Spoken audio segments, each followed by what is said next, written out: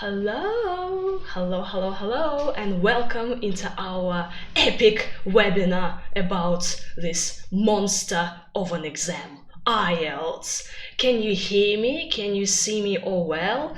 Could you give me some smiley faces in the chat that, yes, Maria, hello, I can hear you very well, and I'm ready to rock and roll on this lovely spring Wednesday. Yay, excellent. Hello, everybody. So, why should you trust me and why should you believe every IELTS word I'm gonna tell you today? Who am I in this IELTS world? So, take a look at this one. So, now I'm a CELTA trainer and I've been teaching IELTS for ages. And I'm also like Delta qualified, and I took IELTS several times myself. And you know, when I started teaching IELTS, it was like this, like, oh, Maria, would you like to take up some IELTS group? IELTS? What is IELTS? I go, okay, yeah, I'm gonna teach IELTS, why not? So with nothing, like no training whatsoever, no advice from anybody, I just started teaching IELTS without having no idea what IELTS is all about. I didn't take IELTS when I started teaching. So can you imagine me, being at sea? IELTS what? Who had the same situation? Could you let me know in the chat, like, yes, that was me when I started teaching IELTS, or that's me now, I have no idea how to teach IELTS, what to do. So, and oh, okay, from Bali, hello. So, does it sound similar to your story? And, while starting and in my first IELTS classes, I messed up a couple of students because, again, I had no idea how to assess IELTS essays, how to help out with their speaking. And I had this Nikita person, and Nikita was very smart and very suspicious. Like, does she really know what she is doing teaching IELTS? And Nikita would give me the essay, and he goes like, oh, Maria, could you help me out with this essay? Could you check it? So I checked it, I corrected all the mistakes, and I told him, so Nikita, that's about 7. And then he looks at me and says, well, that's interesting, because I took this essay from an IELTS book, so I just copied it. Whoa. Whoopsie. I just wanted the ground to open up and swallow me at this moment. So I felt horrible. I felt that I had no idea how to assess an essay, what to tell this Nikita.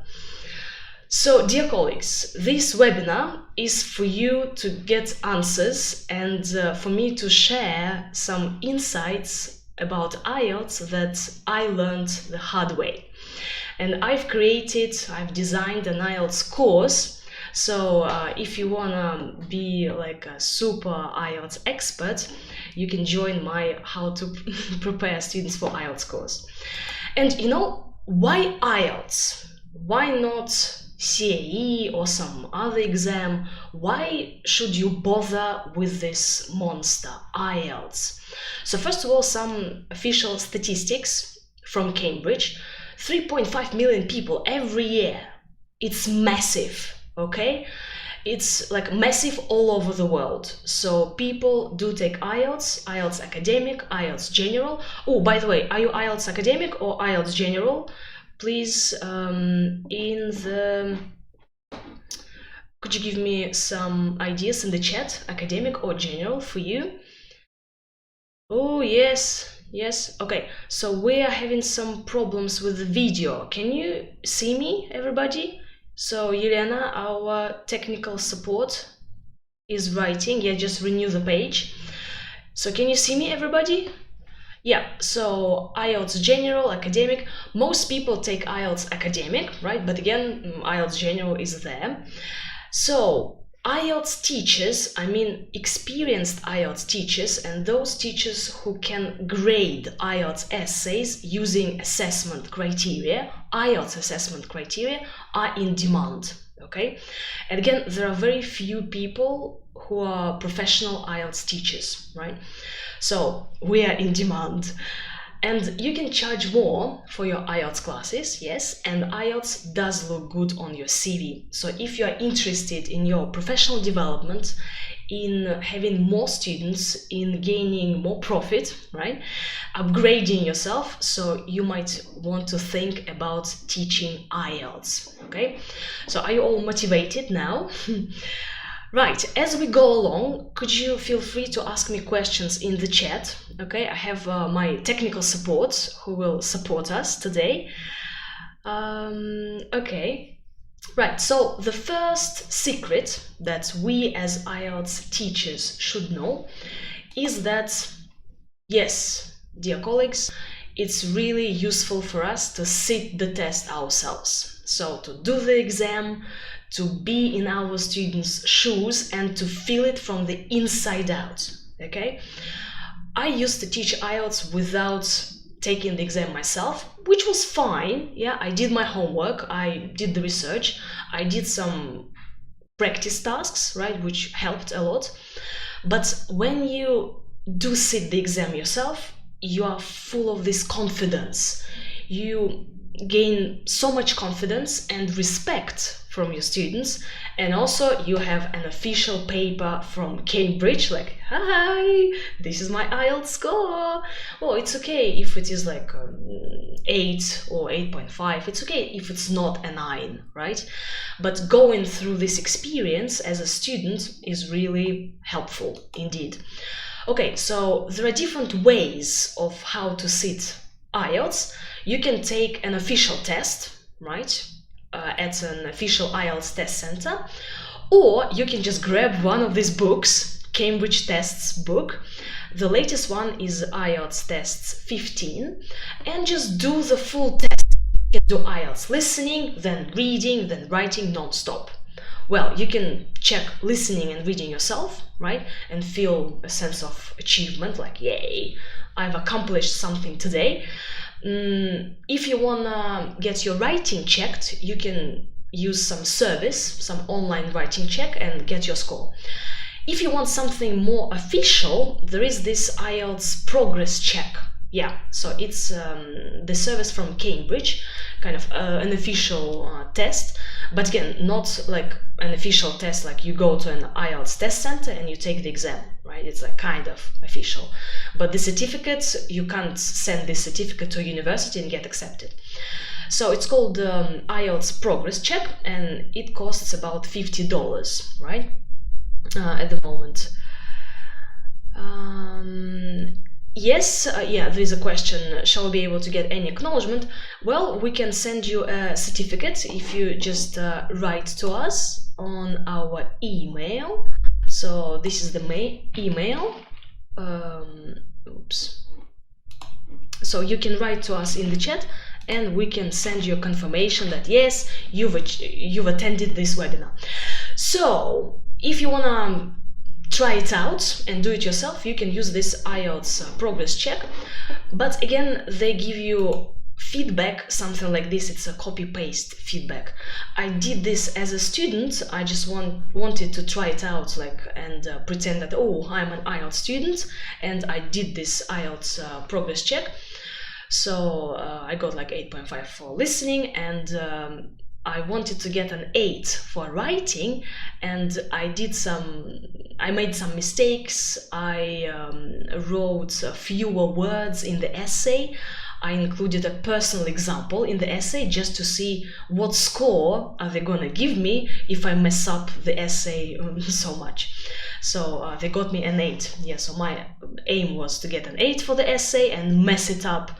So I achieved my aim. So yeah, the feedback is pretty general and you won't get like a score for each criterion, but again, it's quite helpful, and then you can tell your students, yes, I've done an IELTS test and this is my official result from Cambridge. Woohoo. Okay, now we are IELTS teachers, and what can we do?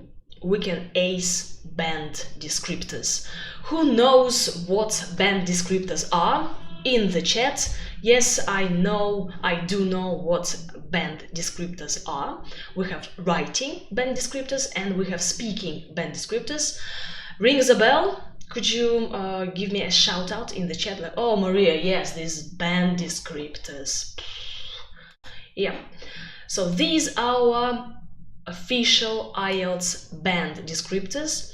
So when you mark an IELTS essay or you mark an IELTS letter for IELTS General or an IELTS graph or an IELTS essay, how to mark it? So you are using IELTS band descriptors. This is a public version of band descriptors. They say, there's a rumor that official IELTS examiners have more detailed band descriptors, so they have some secret band descriptors. But I've heard that actually no, they don't, and or they have some band descriptors which are very similar to the official version. So when you are being trained up as an IELTS examiner to check writing, for instance, they train you how to apply band descriptors to an IELTS essay or to an IELTS letter or a graph. So they understand band descriptors really well, right? And again, what we can do now is to analyze these band descriptors for task 2 and for task 1 in detail. So like, it's not enough just to read it once and then forget about it. No, you read, you underline the keywords, you write out some nice phrases, okay? And use these phrases when you write comments, when you mark an essay, yeah, or a letter, for example. Then for speaking, again, you read it several times attentively, you sleep with it, this is your favorite paper on earth, right? And when you assess IELTS speaking, you have these band descriptors at hand, handy with you, right? And you just look at them and you assess speaking or writing. For example, what I do when I assess IELTS essay, I make comments on all the band, well, using band descriptors, and I make comments on 4 criteria. We have 4 criteria, so I give a band for each criterion usually and make some comments, right?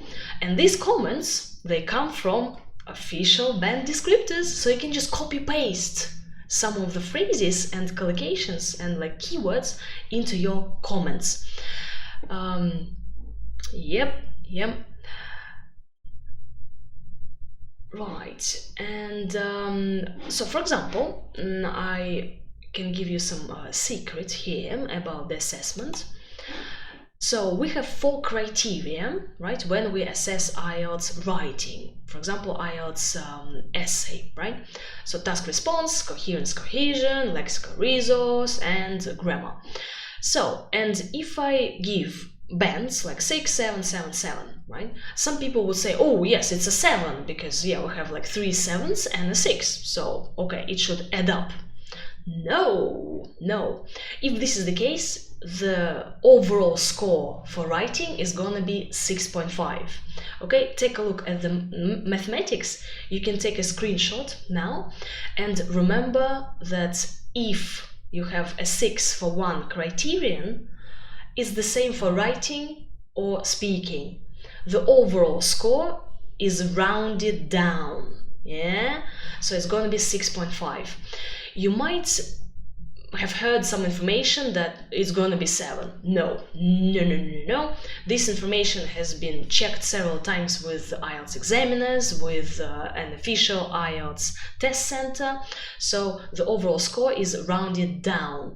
The same thing happens during speaking. Again, 4 criteria. If one criteria is a 6, you have 3 7s, it's going to be 6.5, yeah? And this what usually happens with students. They get 7s, and then for grammar they get a 6, but it's 6.5. Okay, so we have some questions. Are band marks at mock IELTS different? So Dasha, it depends who checks writing, yeah, during IELTS mock exams, because there are certain mock exams at official IELTS test centers where you just go, you pay about like 3,000 rubles or 3,500, something like that. It's not an official exam, but it's mock exam. The timing is the same as in the real exam, and sometimes examiners check, like real IELTS examiners check your work, but other times some IELTS teachers check your work. I don't know what they use. They're supposed to use IELTS band descriptors to give you a band, yes, yeah, but again, depends who checks the writing.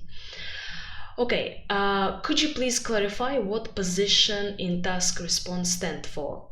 Position, what do you mean, Yulia? Position of what?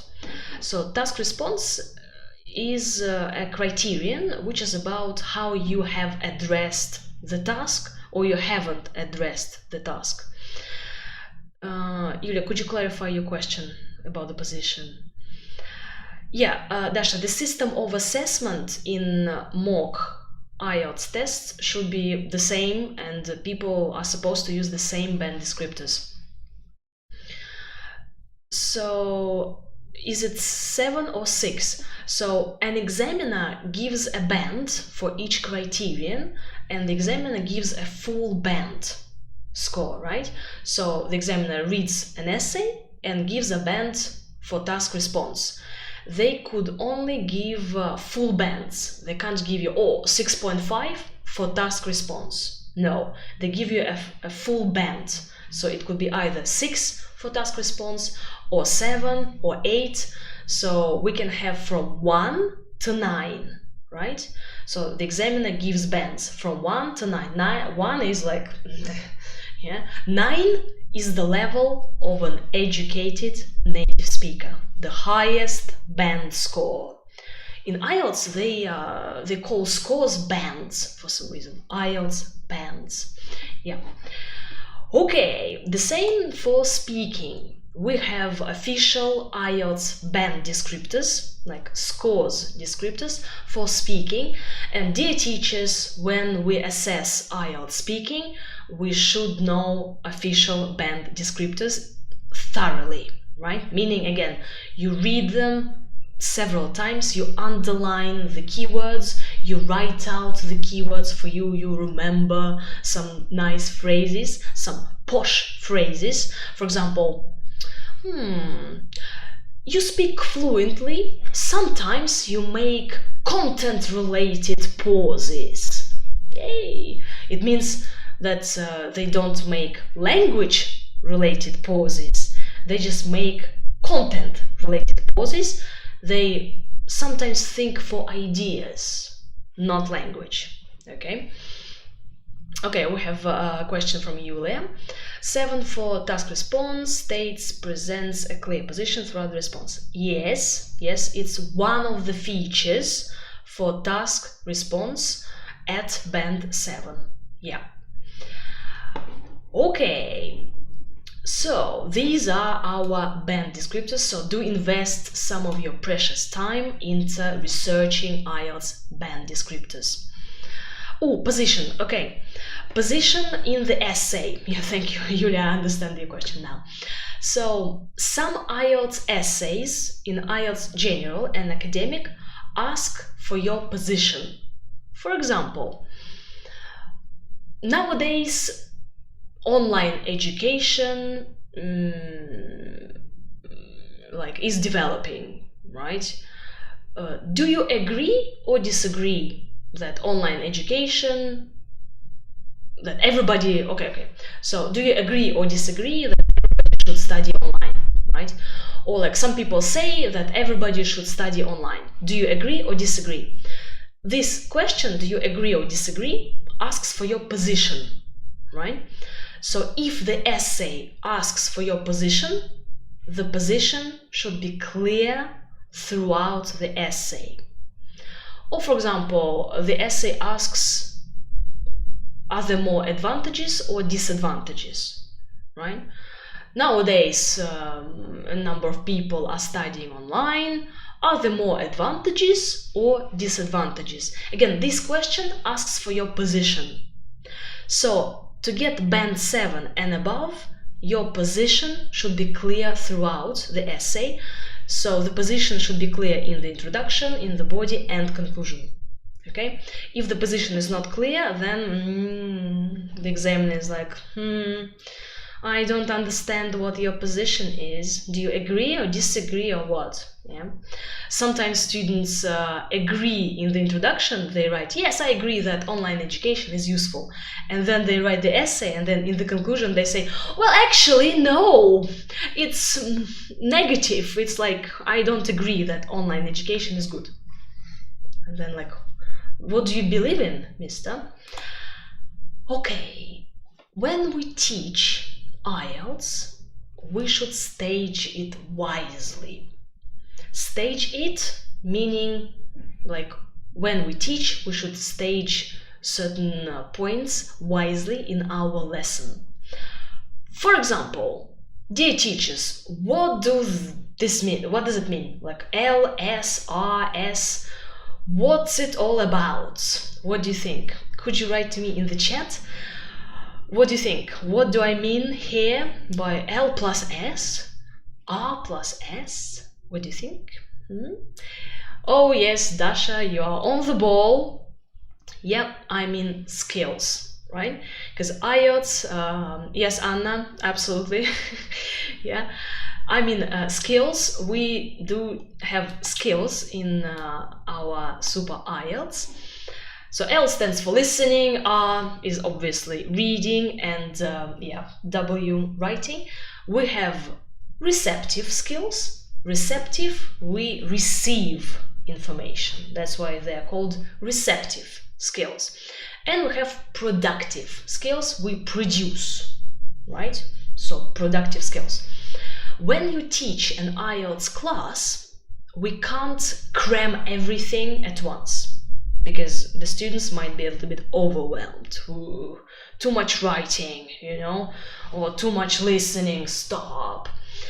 We balance, right? We stage it well.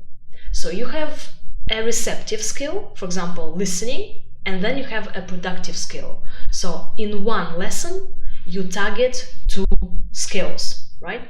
Receptive and productive.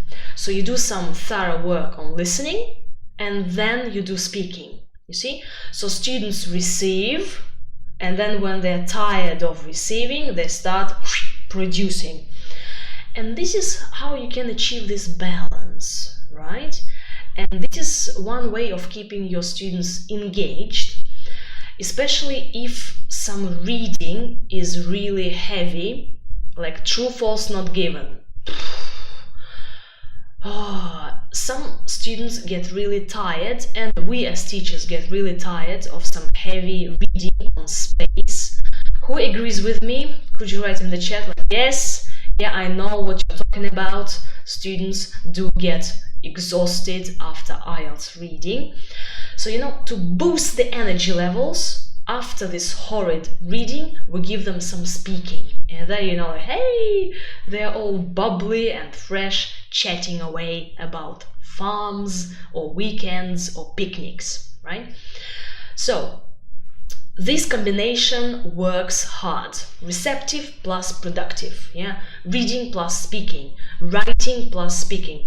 And really, you can't be focusing on writing throughout the whole class. If you teach for 3 academic hours, it could be really exhausting for both parties, for teachers and for students, right?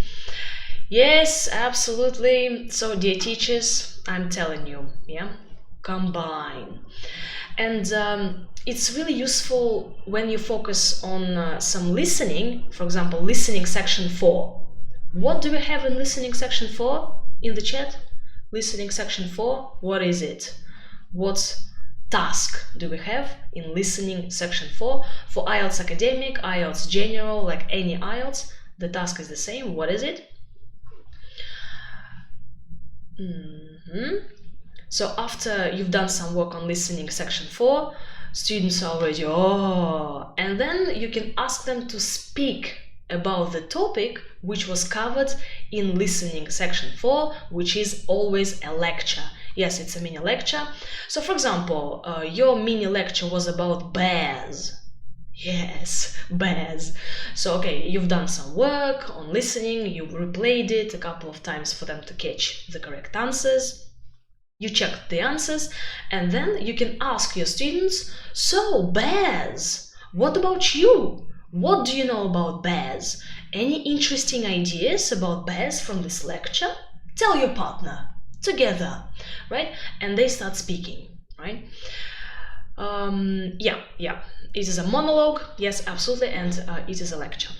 So we can have productive fun, and I do mean productive, because usually in IELTS classes, students want tasks to be more focused on IELTS, so we can have some productive games and productive fun.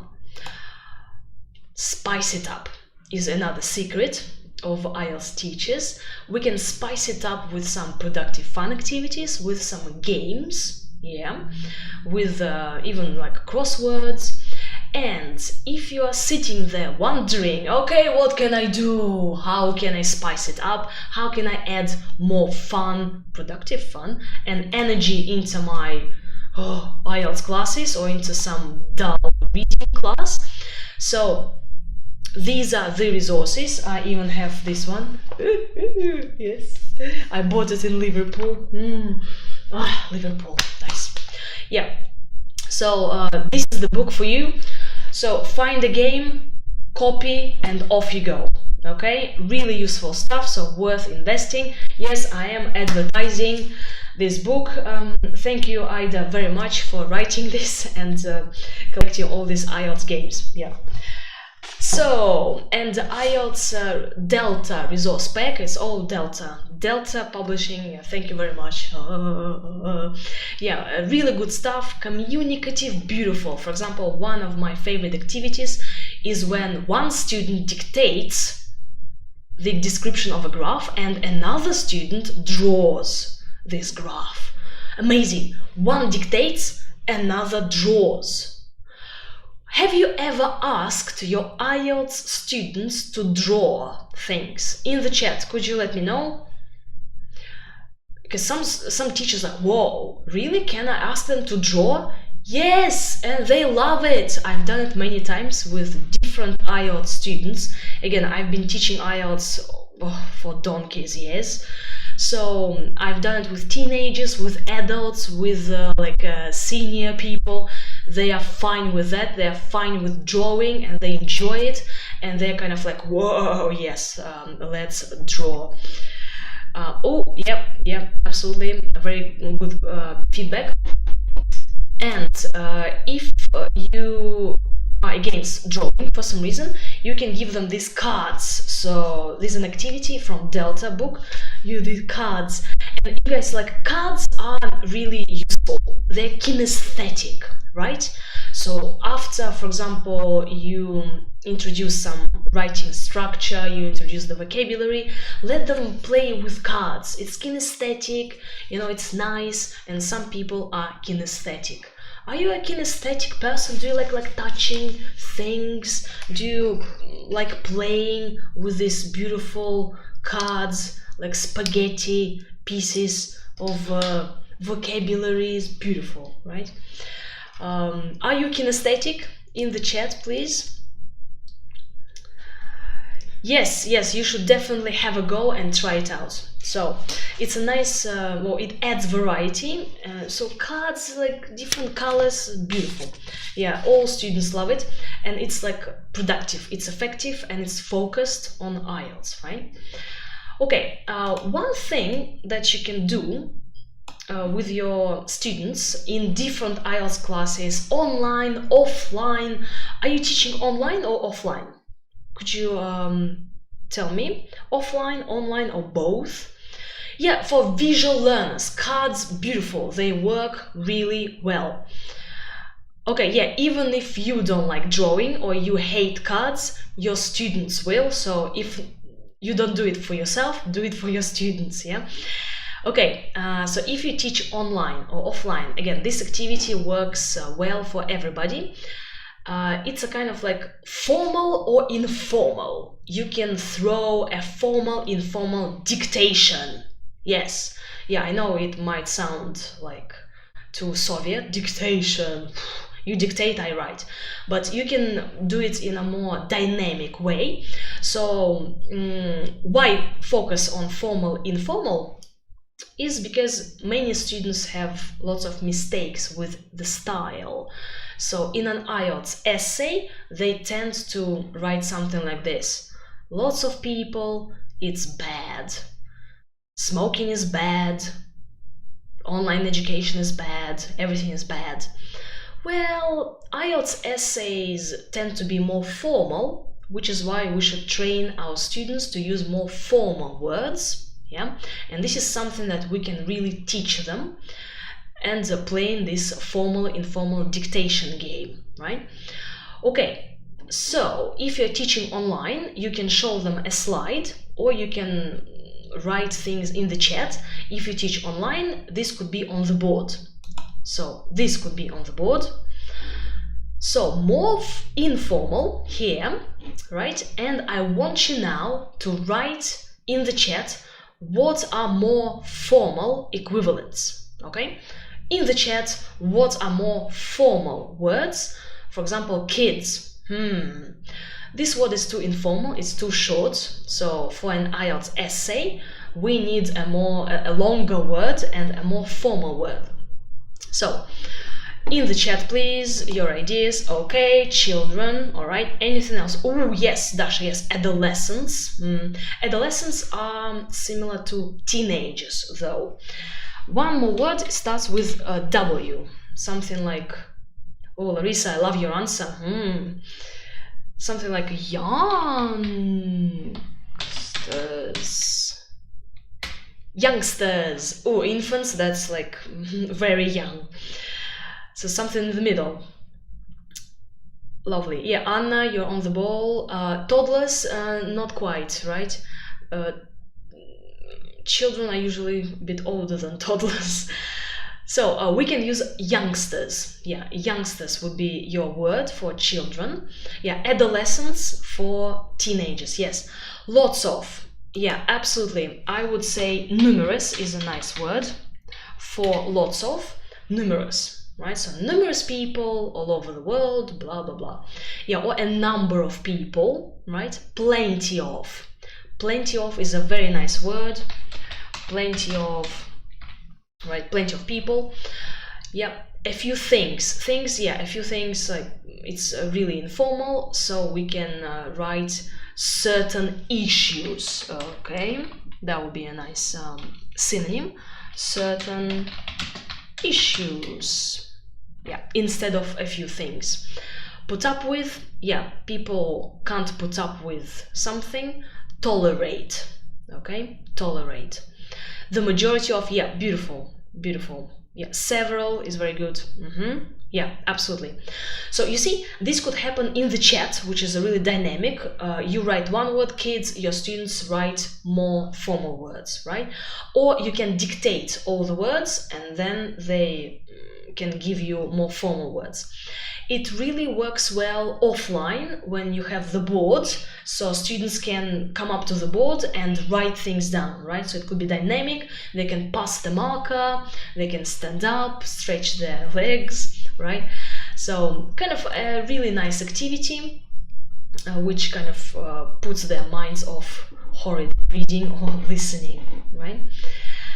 Okay, so formal, informal dictation. It's really useful if you're teaching IELTS General, because letters in IELTS General, some letters are formal, some letters are informal.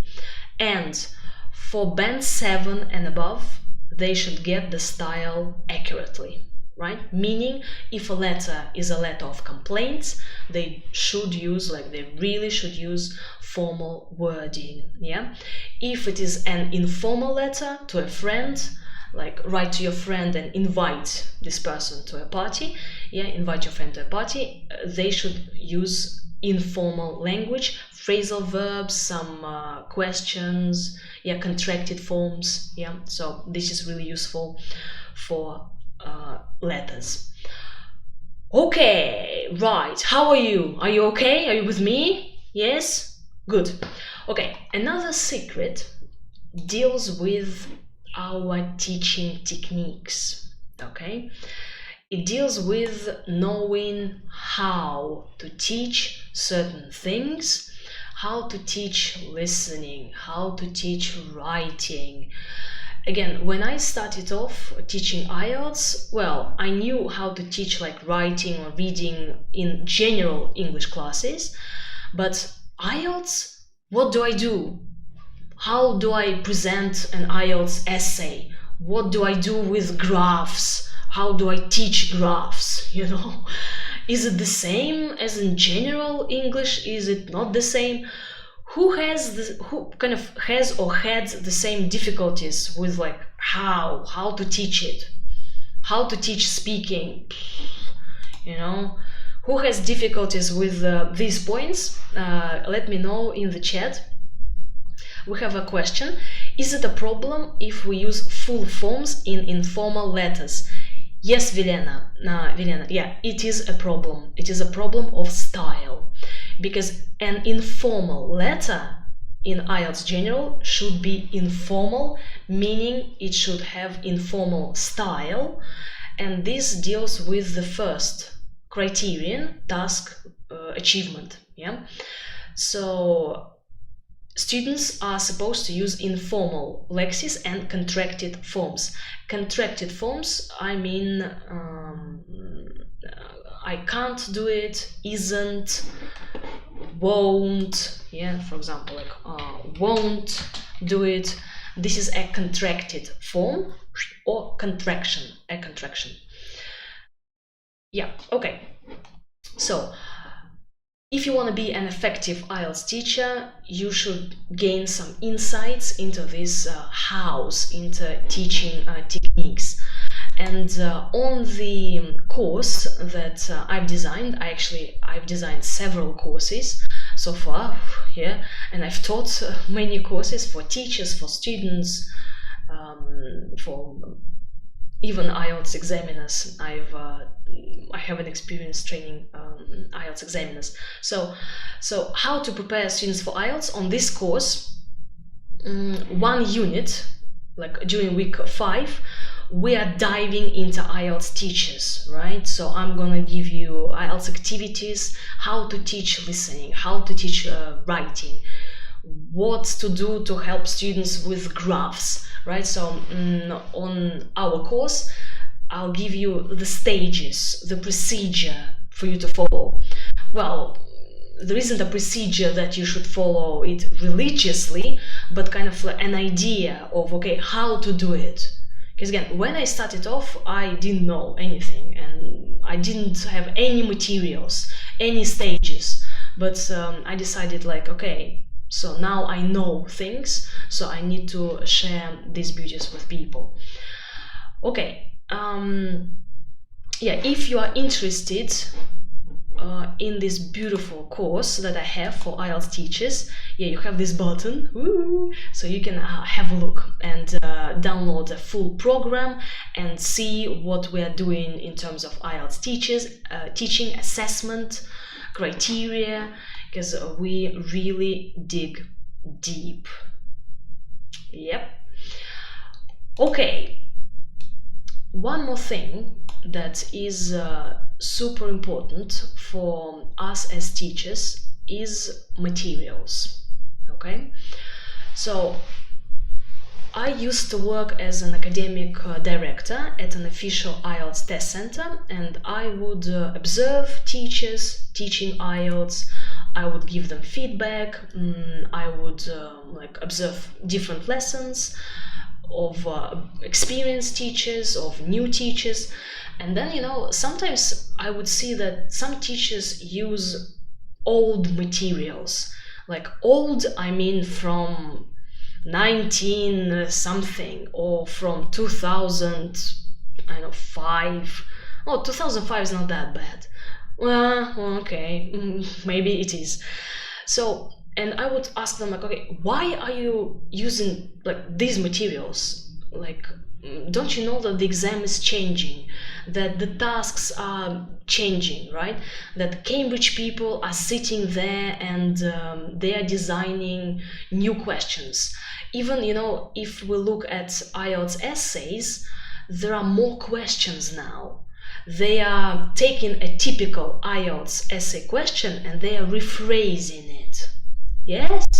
Yeah? Yep. If you are sitting there thinking, oh yes, there are several IELTS essay types, well, in the real exam, students might get such a question in the essay, like the topic and then, what's your opinion?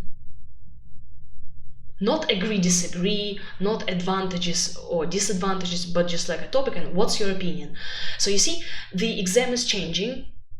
And we should be in the loop, so we should be in the know what fresh topics there are in the exam, in speaking and writing, and what are typical reading questions, right?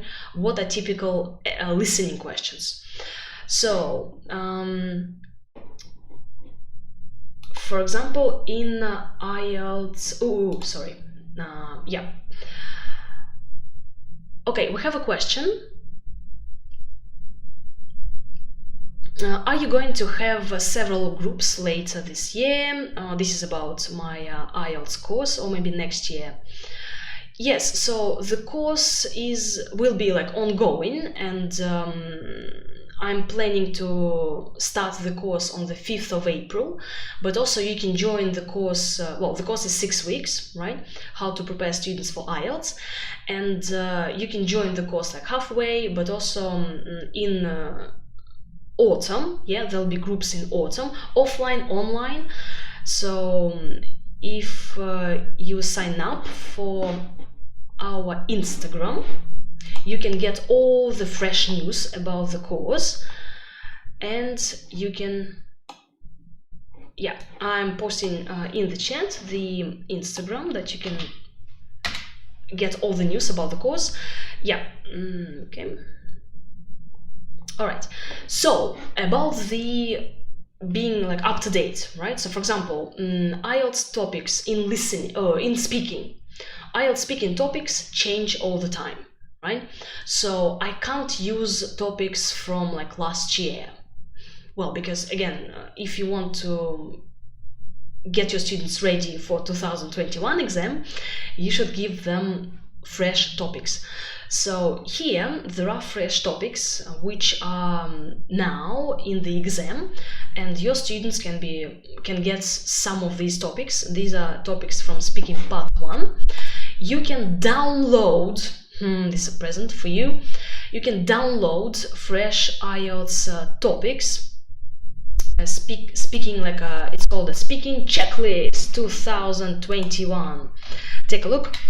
So you can download a PDF document with all speaking topics 2021, Speaking Part 1, Speaking Part 2, and Speaking Part 3. Beautifully designed for you in one document. Just save the link here, it's in the chat. Really useful stuff.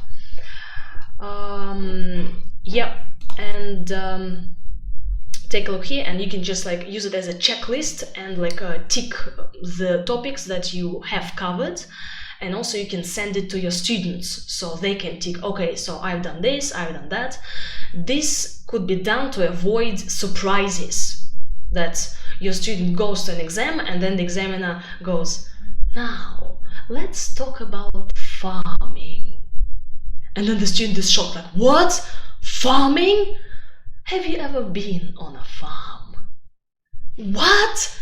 Farms? I have no idea. What on earth do you mean by farms? Okay, yeah, so those who are interested in joining a super duper IELTS course for teachers, yeah, the link is in the chat, also at the button, you have the button. So take a look, download the program. We start on the 5th of April, and you can join later on. And the course is online and offline. Yeah, so you can choose the format. Okay. So So use fresh materials, right? I recommend using IELTS tests books, so Cambridge tests. 15 is the latest book. There you can find the more or less fresh IELTS questions in listening, reading, writing, speaking, right? So, and be very careful actually with the resources online. So if you do take something like an IELTS essay, for example, from somewhere online, like check the resource. Is it from Cambridge? Is it British Council? Is it IDP Australia? Because these three bodies, they own IELTS. IDP Australia, British Council, and Cambridge. They are reliable, so they create reliable materials. Okay, right. Another helpful secret, another life hack for you is that it's really effective to do tasks together with your students. And for example, when you give them some reading, yeah, okay, so here's the reading, this is true false on given task, your student is doing the reading, you're like like drinking your coffee or doing something else, and then you start checking the answers and the student goes like, so why is it true? Why is it not given? Why is it false? If I haven't done the task myself, I have no idea.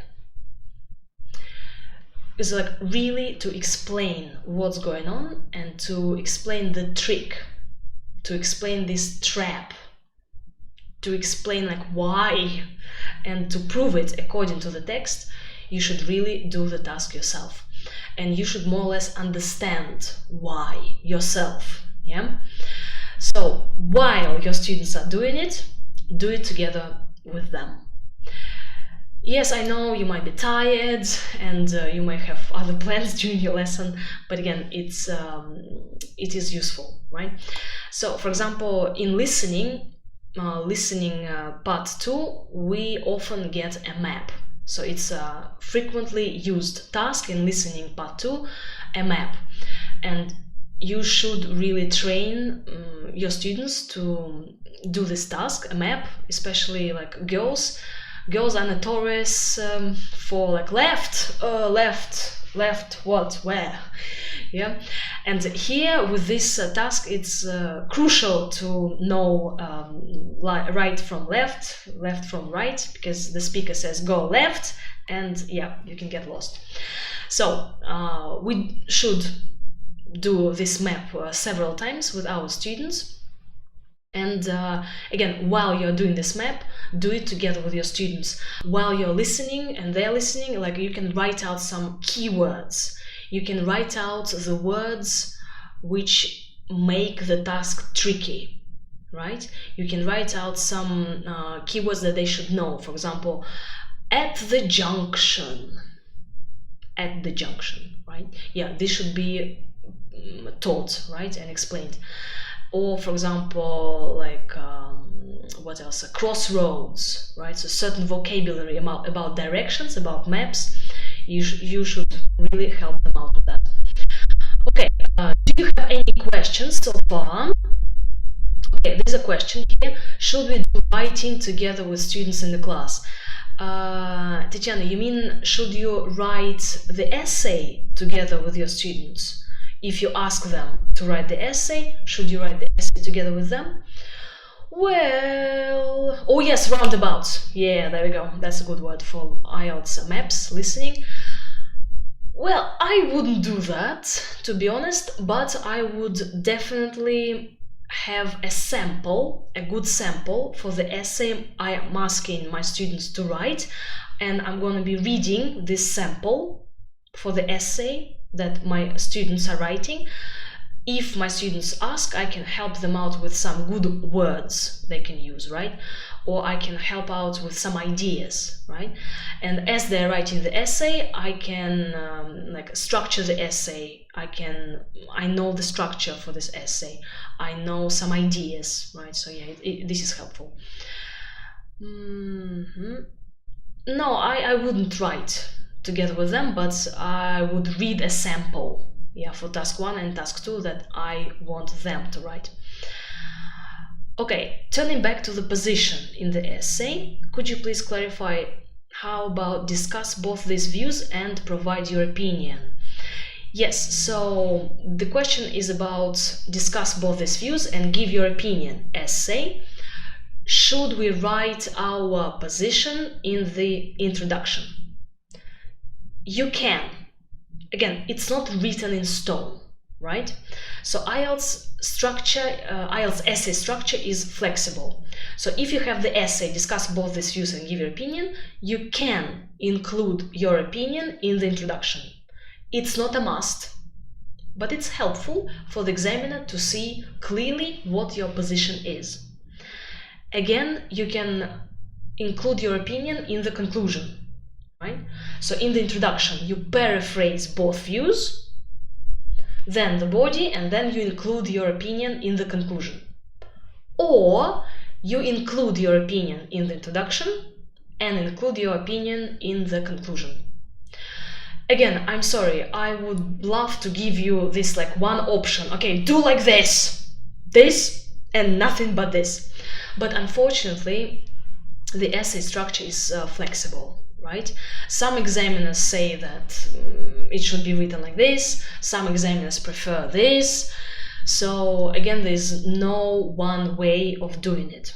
I think it's better to include the opinion in the introduction for the examiner to clearly see your opinion from the get-go. Yeah. Okay, are there any handbooks for IELTS exam like there are some for Cambridge exams? Yes, a very good question. Yes, dear colleagues, there are IELTS booklets. Okay, they're called IELTS booklet for candidates. So if you Google an IELTS booklet for candidates and IELTS booklet for teachers, yes, you'll find the booklet online. For Cambridge exams, they're called handbooks, but for IELTS, they're called booklets. Yeah. Okay, lovely. Right. So we are coming to the end of our lovely webinar. So feel free to ask questions now. You can save some links in that I've posted previously into the chat. Okay. So also I've got some page for teachers, because again, like if you are starting teaching IELTS, there isn't much help for you. It's like, who would train you how to teach IELTS? There are many resources for IELTS students, but there are really few materials for IELTS teachers. So I'm creating this IELTS community of IELTS teachers and this kind of like IELTS teachers hub, okay? So where you can go and you can see and read and use some materials which would be really useful in your IELTS classes. Okay, there are some useful webinars and recordings of my webinars that you can watch. So take a look at the link in the chat. All right. Is it true that nowadays speaking could be conducted online? Tatiana, no. Well, actually, a good question. So I've heard that in some countries, like India, for instance, or some Asian countries, they do official IELTS speaking exam online. Yes. I've heard that some students did tell me that, oh, Maria, yesterday I had an IELTS speaking online and it's official. Probably this was due to this lockdown thing, yeah, pandemic issues. So I've heard, yeah, that in some countries they did conduct official IELTS speaking exam online. Yeah. In Russia, no. In Russia, it's offline, face-to-face with an examiner. Yeah. Okay, could you please show the book with the games one more time? Yay! This is the book. This is the book. IELTS, it's called IELTS Games and Activities. IELTS Games and Activities. This is the book. Yeah, so just Google IELTS Games and Activities, Delta Publishing. Beautiful book. Yeah. Oh, thank you very much. Yes, webinars are useful. They are useful. Thank you.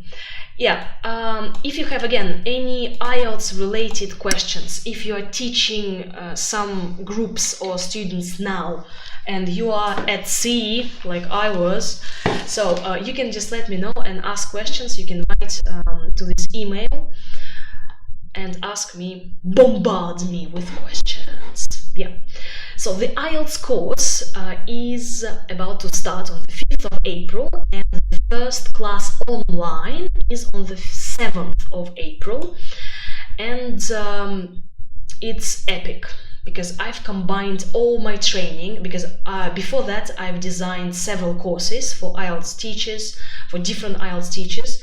So I have like so much experience, and again, it took me about 7 years, really. So this is a baby. So pretty much I gave birth to a baby, really. So I've combined everything for you, and it's really dynamic, the course, offline, online, and I've already run this course, and the teachers said that it's really helpful.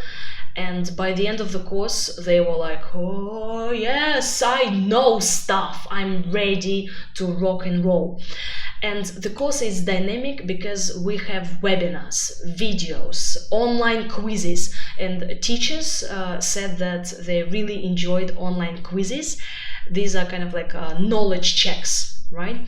That I give you the theory and then I just check the theory, right? So this e-library, the worksheets are beautiful, downloadable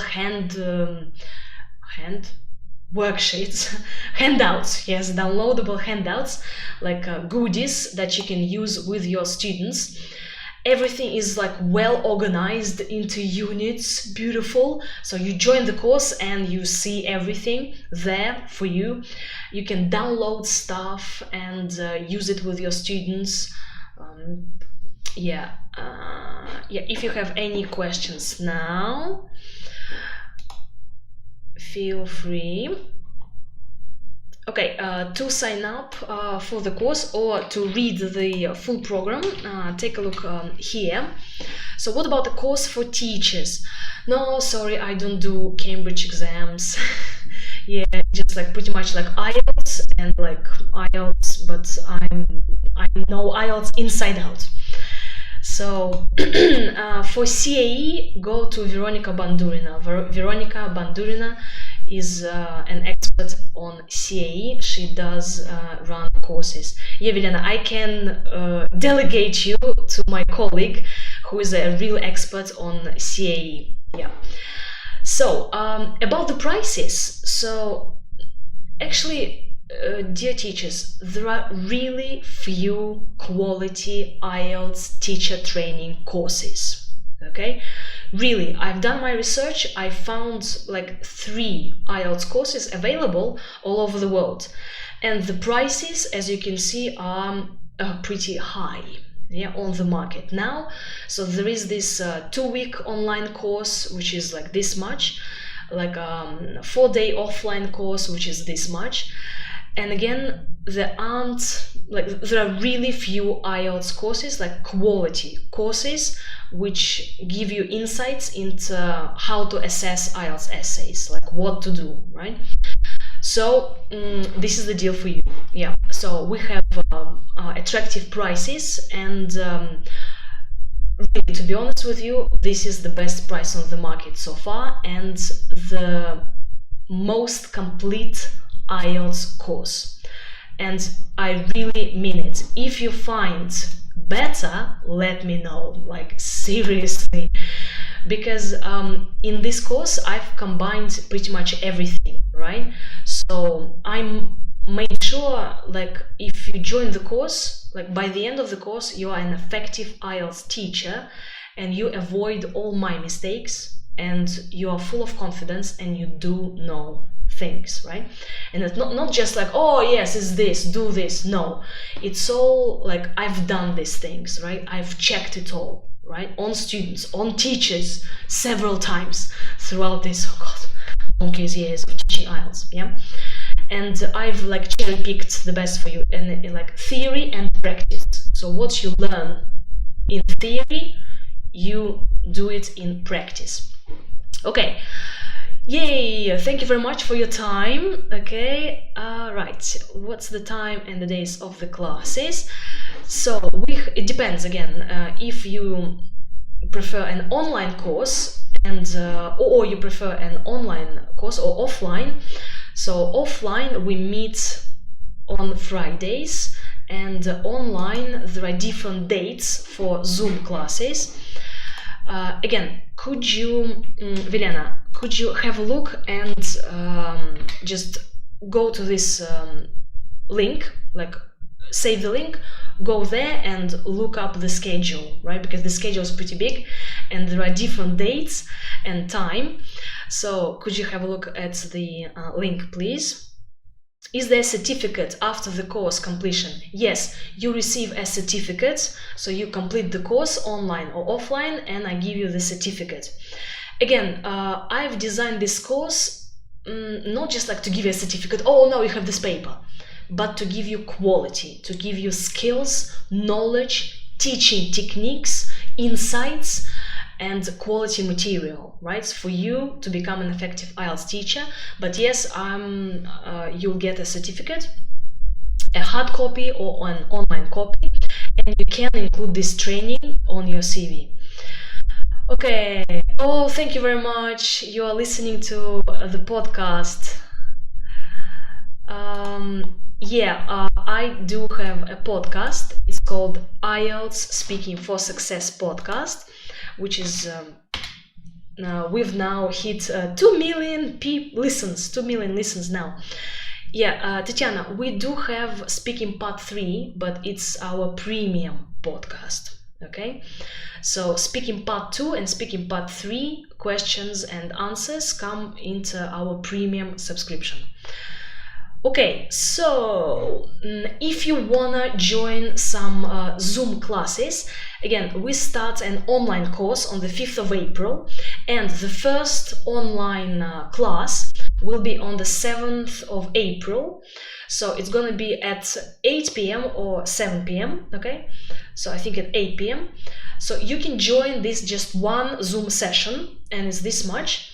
And on the 10th of April, we're gonna discuss IELTS writing part 1, so graphs.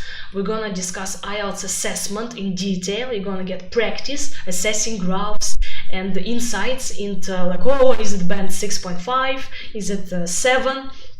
How do I assess it?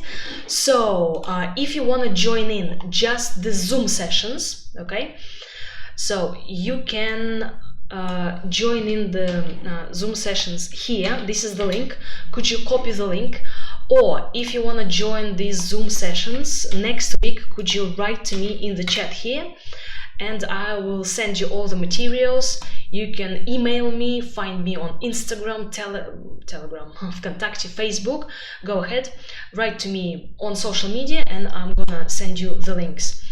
So, but there's an opportunity for you to join these Zoom sessions. Again, the first Zoom sessions from our online course for IELTS teachers. Oh yeah, thank you very much, Anna. Yeah, the podcast is useful for even if you don't teach IELTS, just for your English. For well, if you are an IELTS student or if you are an IELTS teacher.